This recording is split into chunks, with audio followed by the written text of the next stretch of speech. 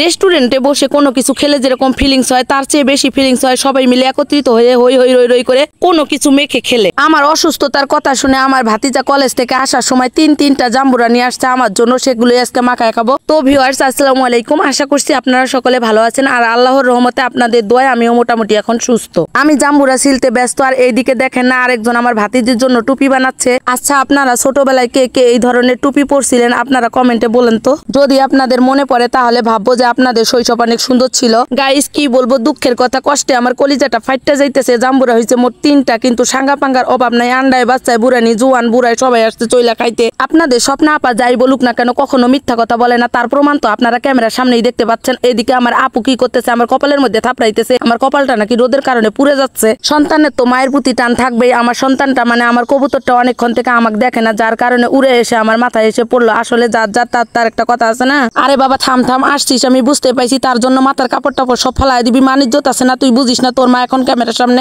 এইদিকে আমার ক্যামেরাম্যান বলতেছে একজন নাকি ক্যামেরার সামনে চলে আসতেছে, তার কারণে আমি একটা থাপ্পড় দেখাইলাম যে এইদিকে ঘুরে এসে বয়, নাহলে এক থাপ্পড়ে তোর 32টা দাঁত ফেলাই দিব। অবশ্য কিন্তু তার এখনো 32টা দাঁত গজায়নি। ক্যামেরার সামনে যে দর্শক দেখতেছেন, ক্যামেরার পিছনে আরো অগণিত দর্শক আছে। অনেকেই ক্যামেরার সামনে আসতে পছন্দ করে, আবার অনেকে আসতে পছন্দ করে না।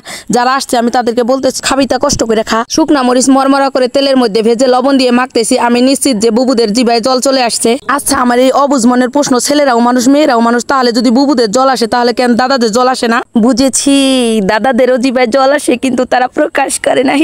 গাইস তেলের বোতল হচ্ছে 1 লিটার, তেল আছে 1 চটক পরিমাণ। আমাদের মধ্যে কন্ট্রোভার্সি চলতেছিল যে দর্শক কি বলবে। আমি ওদেরকে বললাম দূর তোরা এবার থাম তো, দর্শক আবার কি বলবো, আগে বড় লোক হয়ে নেই তারপর 1 লিটারই বোতলের তেল নিয়ে এসে আমরা ভিডিও করতে বসবো। আমি তো আপনাদের সাথে কথা বলায় ব্যস্ত। এদিকে আমার আপুটা বলতেছে জাম্বুরা ভর্তায় যদি সেই লেভেলের ঝাল আর লবণ না হয় তাহলে নাকি খেতে মজা লাগে না, যার কারণে আমি আরো লবণ দিলাম, আরো মরিচ দিলাম। গাইস আমার মাথার উপর দিয়ে এরোপ্লেন গেল, যার জন্য আমার আপুটা এরোপ্লেন দেখতে ব্যস্ত, সে চলে গেল। কাঁচা চালতা মাখা ঢাকার ওই দিককার মানুষ নাকি খায়, আমি কখনো খাইনি, তাই আজকে ফার্স্ট টাইম আমরা কাঁচা চালতা মাখাচ্ছি যে এটার সাথে এটাও ট্রাই করবো খেতে কেমন লাগে। কিন্তু অতি দুঃখের সাথে জানানো যাচ্ছে যে তেল তো ফুটিক জল, মানে সরিষার তেল একদম শেষ হয়ে গেছে। যেটুকু ছিল সেটুক দিয়ে আমি মেখে নিচ্ছি। দেখেন দেখেন মাখানো দেরি, খাওয়া লোকের অভাব নাই, ফকিনীরা এসে হাত পেতে বসে আছে। আমি বলতেছি শুধু খাবি, রিভিউ দিবি না? খায়া দেয়া যাচ্ছি চোরের মতো রিভিউ দিয়ে, যা খেতে কেমন হয়েছে। বলতেছে সেই স্বাদ। আমি বললাম খাওয়া পাইলে মানে চাল কাতরা খায়, একটু চালতেও নিয়ে যা। গাইস এরকম সিরিয়াল আসতেই থাকবে। ভাগ্নি গেল, এখন ভাস্তি আসছে, তারপরে আরেকজন আসবে, কে কে যে আসবে আমি নিজেও জানি না। এও বলতেছে সেই